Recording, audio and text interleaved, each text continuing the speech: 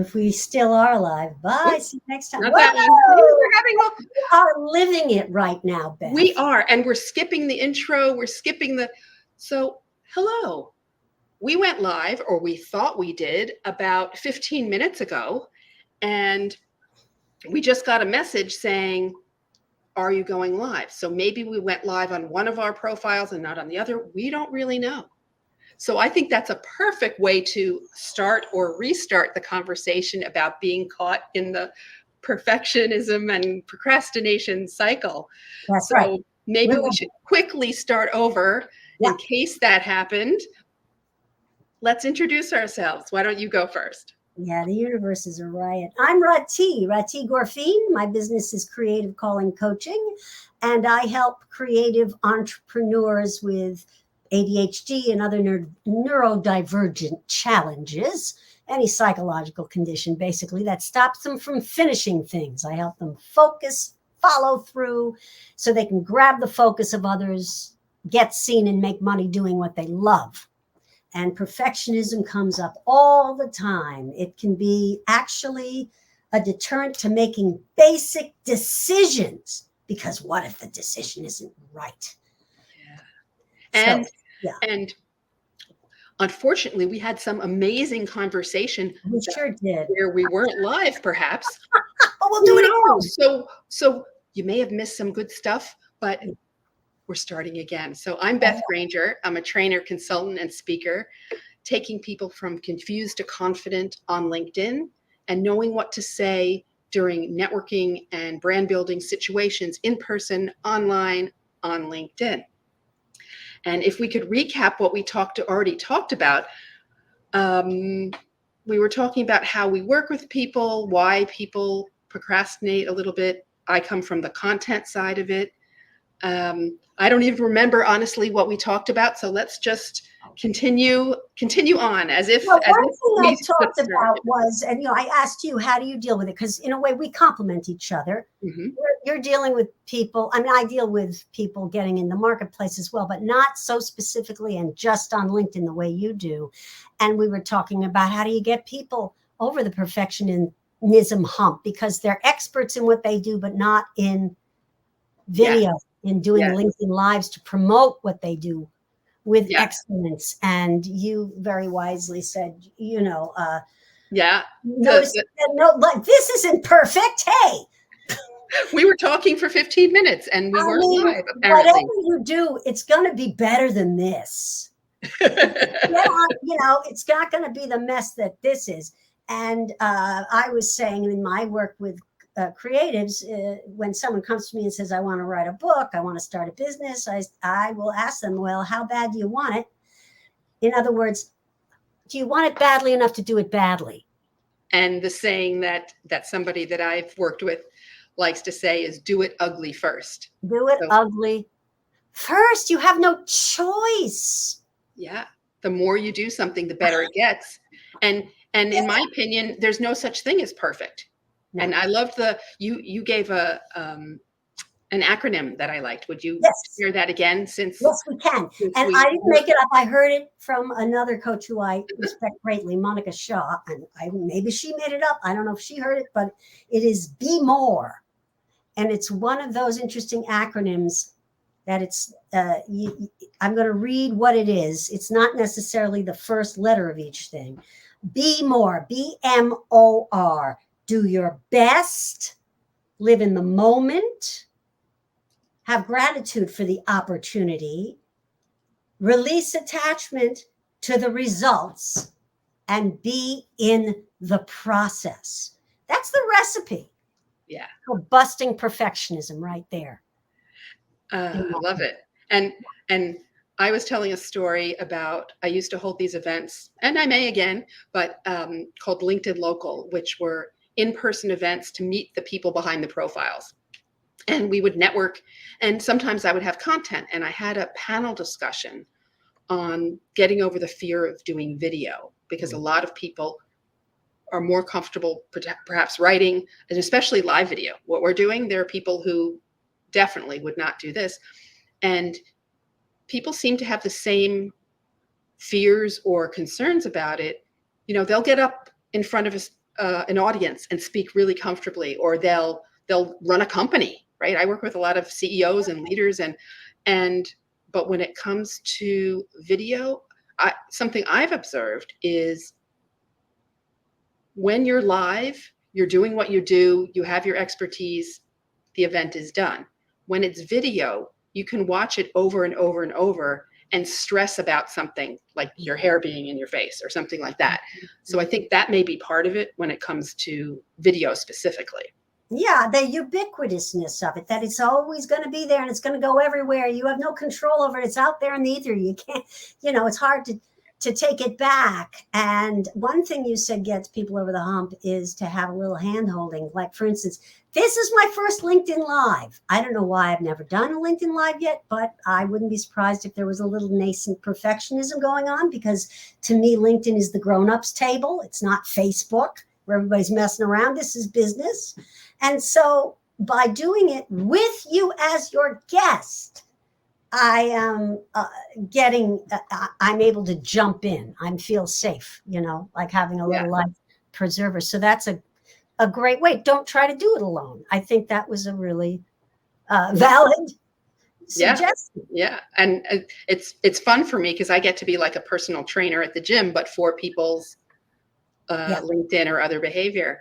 And you were saying something about committing in public and setting dates. Oh, yeah. Well, share a little bit about that. Absolutely. I think another problem with perfectionism is you think there's going to be a state at which you're ready. And for instance, I rolled out of bed today. I'm confused. I didn't have time for the morning routine, 8 meetings today, put the face on, and it's fine. It's, but if you're waiting if you have to set the stage, if you don't have a deadline, you'll never be ready, because there's always one more thing. And of course, people with ADHD are famous for that, famous for being late because of the one more thing syndrome before I get out the door. So if you have a deadline and you out yourself with it, you let people know, you advertise it. I'm showing up and going live at this date and time. You will. Yeah. You just will. Because shame, that's a positive use of shame.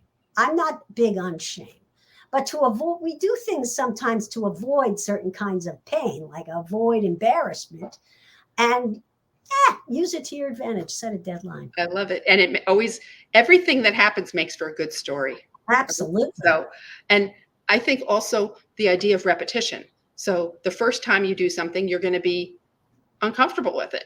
Right. But the more you do it over and over and over, then you get more comfortable. So, yes.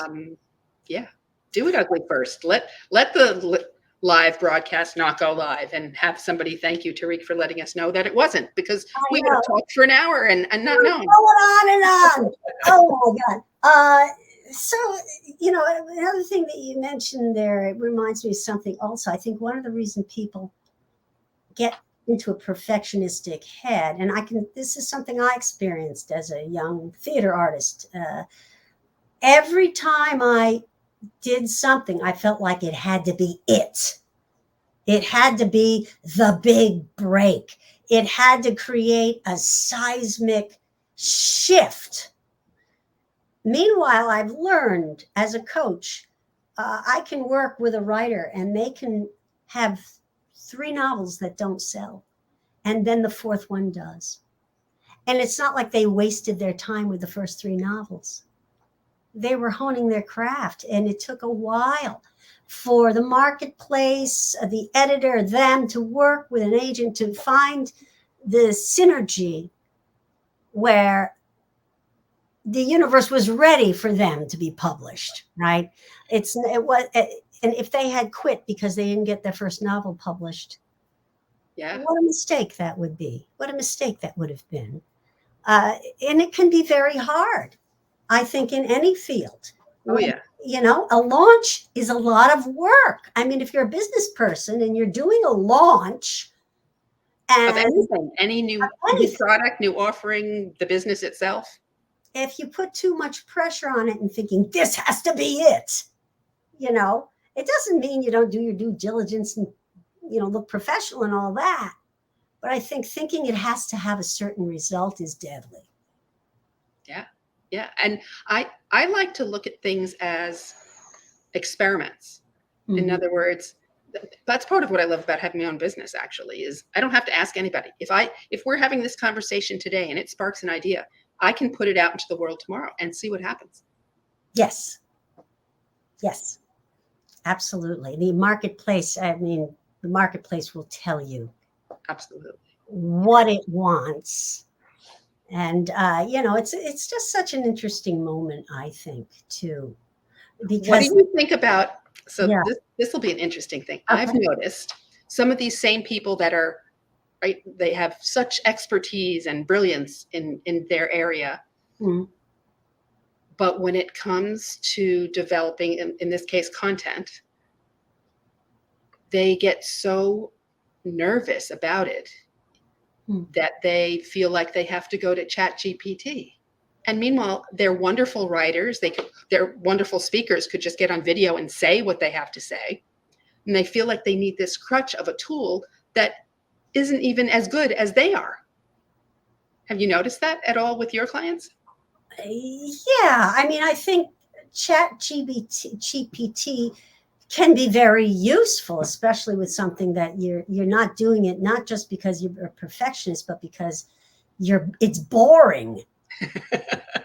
But what you will find, and I've found this, also I don't feel like writing a blog. Okay, write a blog about it, and it spits a blog out, and then you realize, oh, that really sucks. You know, that's terrible. And you end up rewriting it entirely. But at least it gets you past that first hump of writer's block. Maybe writer's block. I don't know if it's that. It's, you know, with my when I work with people, many times it's just I'm not interested. I don't know. There's no meaning in it to me in this moment, and it can be. It's a prompt. I like using Chat GPT as a prompt. It's going to spit out something. Yeah. And then you know that you're not going to want it to represent you as is, and it gets you into the writing process. That's the key, though. Yes. That's the key. If people rely on it and think that it's good as is, then it's just going to reduce the quality of communication that's out there, in my opinion. Well, that's why I'm personally not that afraid of it. I would think it's very important to keep up with it because it is going to continue evolving. Oh, and it will get better, I hope. Yeah.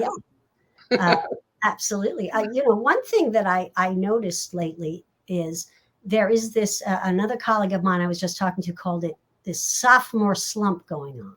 There are a lot of business owners who have maybe hit their first six figures. They got there, the brass ring. Funny how you don't just stay there. And it's not because they don't understand marketing systems. They keep doing the same marketing, but somehow it's not bringing in clients. And of course, that means something has to change. And that can be very confronting when you feel like, oh, I got it. I got it just right. And it was working. And now it's not.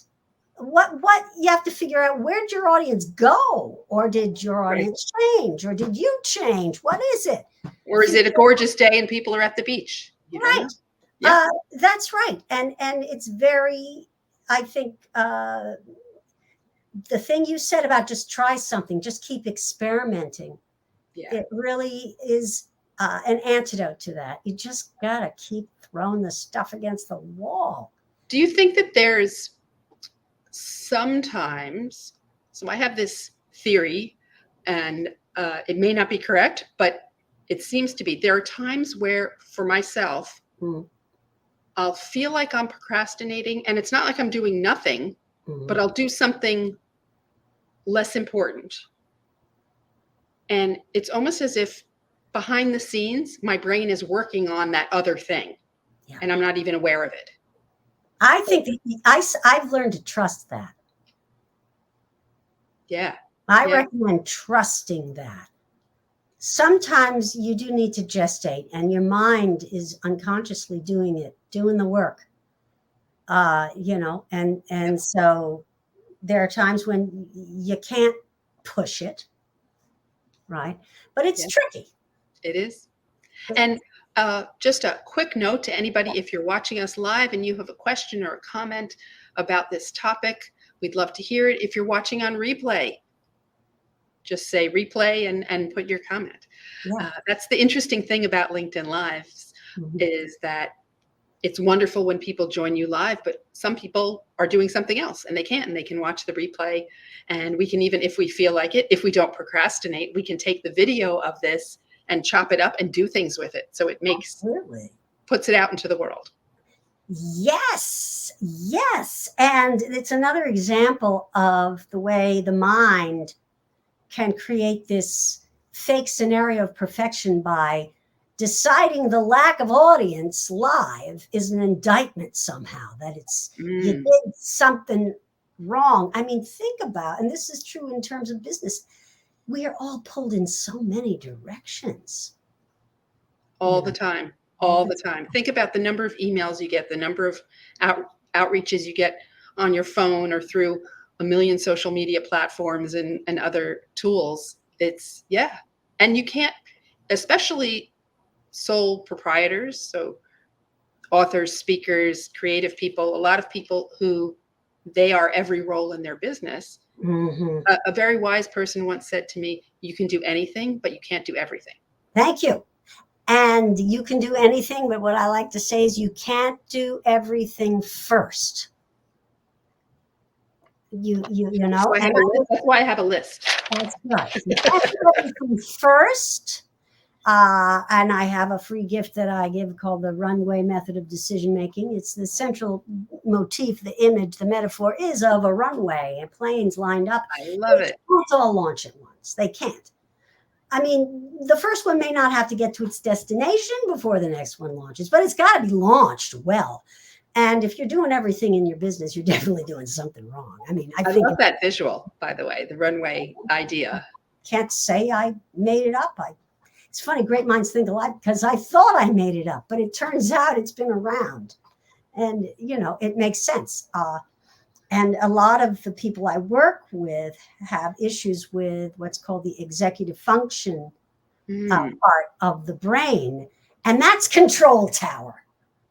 That's the control tower. And if that's not functioning well, you just can't tell where it's at the head of the runway. What are the priorities? Where am I? How long? And that's when it's important not to be isolated. I think being isolated can perpetuate perfectionism too. And so how would somebody change that? Not be isolated? Well, yeah. I mean, I think definitely have your, I think Scott Galloway calls it your kitchen cabinet of people you trust to run things by. Yeah. I imagine if you're watching this on LinkedIn, you probably have a kitchen cabinet of people that you trust. Network. Network.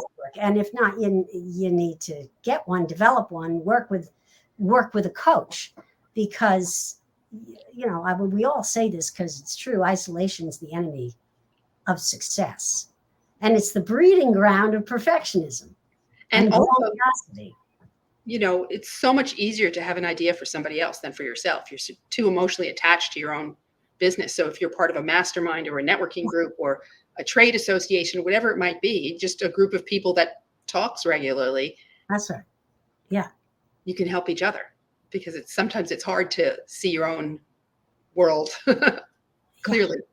And you will get more refined. I mean, I used to worry, for me, it was never a problem to throw stuff up against the wall, to just get out there.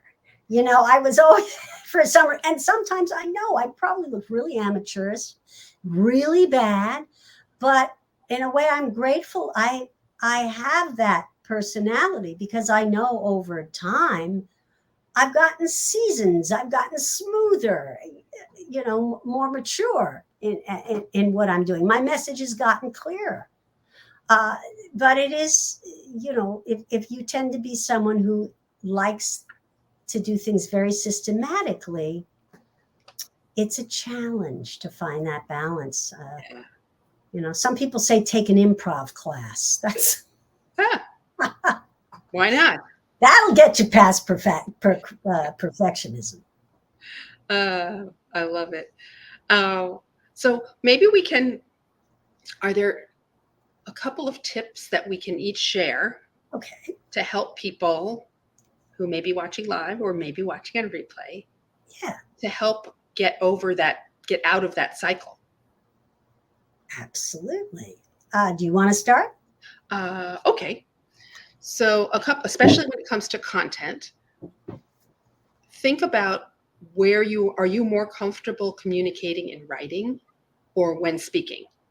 And then part of it is honestly just do it and allow yourself to do it ugly first. But also, maybe you need an accountability buddy. Maybe you need somebody who you're saying, okay, what am I going to do this week? Can I share it with you before I post it? And back to whether you're more comfortable writing or speaking, because you can bring up a Zoom on your own or your phone and record what you want to say, and then either turn that into a transcript or use the video itself. So it's knowing a little bit about yourself would be the first tip. Having an accountability buddy or a coach, somebody to keep you accountable and guide you along your way. I think those are the two great ways to get started and get off that hamster wheel. Absolutely. And I'm going to go from more the neuropsychological mindset side of things by saying shame and grandiosity are two sides of the same coin. And I have a book I just published called The 5 Emotions That Stop Success. The first to read that. Yeah, the first two are shame and grandiosity. Grandiosity really is a cover for shame. And it's basically what gets us really isolated because we are legends in our own minds. And if you dare expose your new work to the world and it doesn't go over, grandiosity is like a bubble that is so easily popped, and then you go into the shame spiral.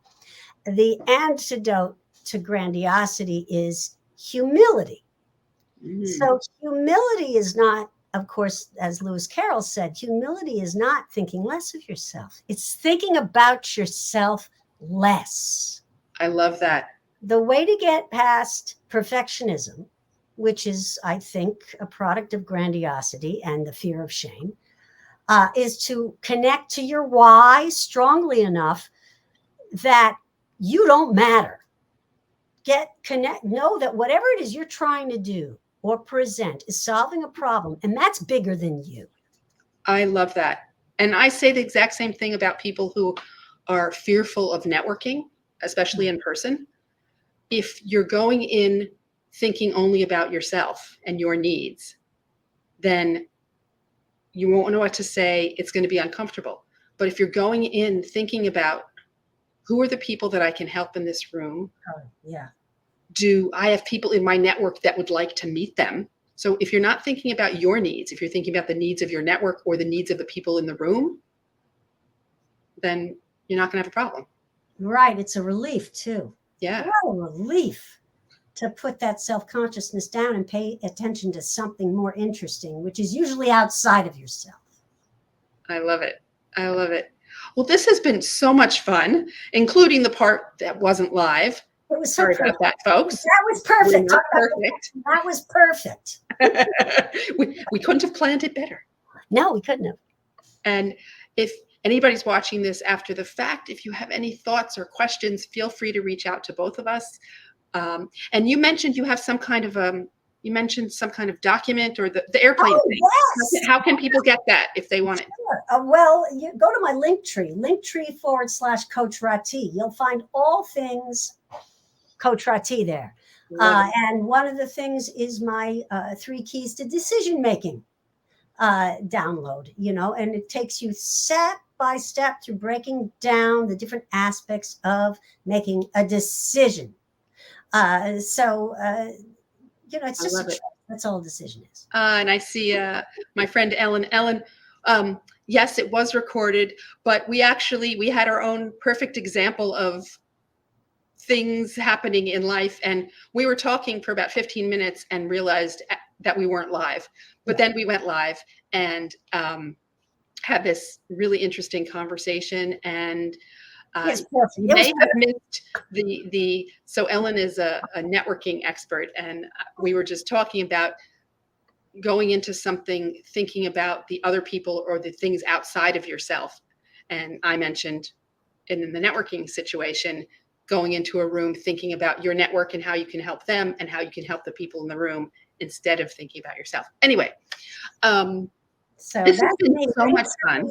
Yes, / Coach Rahti. And what about you for my audience? Where do people find you and all your goodies? Oh, well, so right here on LinkedIn, where you're probably watching this, I have some replays of webinars and articles that can help you with your LinkedIn behavior. And my messages on LinkedIn are open. So I deal with the annoying spam and sales kinds of messages to make it easy for people to reach out to me. So thank you to the people who were able to join us live, and replay people. We'd love to hear from you. Absolutely. Thank you. Thank you for having me, Beth. This was fun. Absolutely. Yeah. Everyone have a great day. So long.